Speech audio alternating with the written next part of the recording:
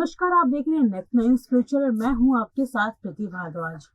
साल के आखिरी चंद्र ग्रहण के बाद मंगलवार देर रात भूकंप के तेज झटकों ने लोगों को खौफजदा कर दिया। भूकंप का केंद्र नेपाल में था, जिसकी तीव्रता 6.3 थी। इस भूकंप का असर पूरे उत्तर भारत पर दिखा। दिल्ली, एनसीआर और लखनऊ में भी धरती कांप उठी।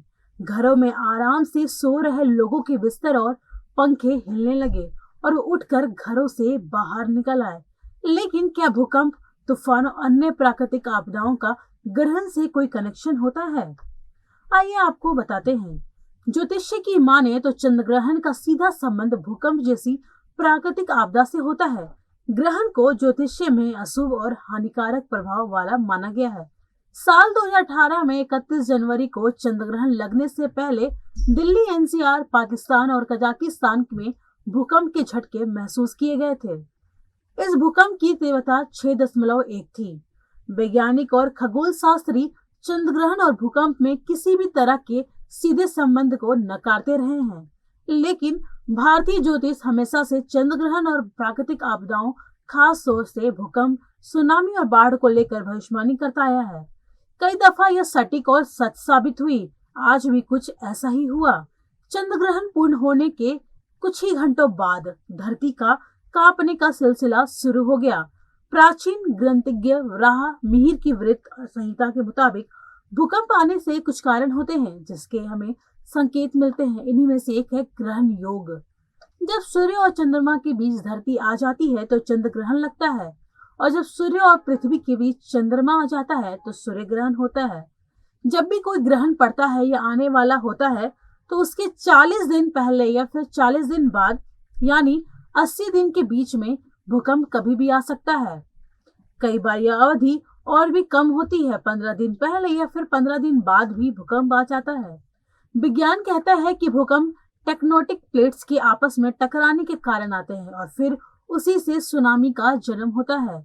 जबकि ज्योतिषी के मुताबिक टेक्टोनिक प्लेटें ग्रहों के असर से खिसकती और टकराती है। भूकंप कितनी तीव्रता का होगा, ये प्लेटों पर, ग्रहों पर के प्रभाव पर निर्भर करेगा। धार्मिक मान्यताओं के मुताबिक चंद्र ग्रहण जल और समुद्र पर असर डालता है। आने वाली प्राकृतिक आपदाओं को लेकर ग्रहण पहले से ही इशारा देते हैं। हालांकि कई लोग इस पर विश्वास करते हैं, कुछ नहीं। आमतौर पर भूकंप दिन के 12 बजे से सूरज छिपने तक और आधी रात के सूर्य उदय होने के बीच ही आते हैं। ज्योतिषीय शास्त्र के मुताबिक भूकंप के उस क्षेत्र में आने की संभावना ज्यादा होती है जहां ग्रहण का साफ प्रभाव देखने को मिलता है और जहां परिस्थितियां धरती के नीचे विपरीत हो। धरती की खास प्लेटों के पास ही भूकंप आता है। ग्रहण में ये ग्रह एक दूसरे पर अपनी छाया डालते हैं। यह छाया चाहे चंद्रमा पर पड़े या फिर पृथ्वी पर, दोनों पर इसका असर होता है। इसके अलावा जब किसी खास वजह से सूर्य की किरणें धरती पर नहीं पड़ती, तब चंद्रमा और पृथ्वी दोनों पर असर पड़ता है। ग्रहण के बाद वायु वेग बदल जाता है और पृथ्वी पर आंधी और तूफान का प्रभाव होता है। ज्योतिष के मुताबिक ग्रहण के दौरान सूर्य के आगे बढ़ने की दिशा की सीधी रेखा में पृथ्वी और चंद्रमा की आने पर भूगर्भीय हलचलों की आशंका बढ़ जाती है। ज्योतिष्य में ग्रहण की बहुत अहमियत है। वो इसलिए क्योंकि इसका असर लोगों की जिंदगी पर देखा जाता है।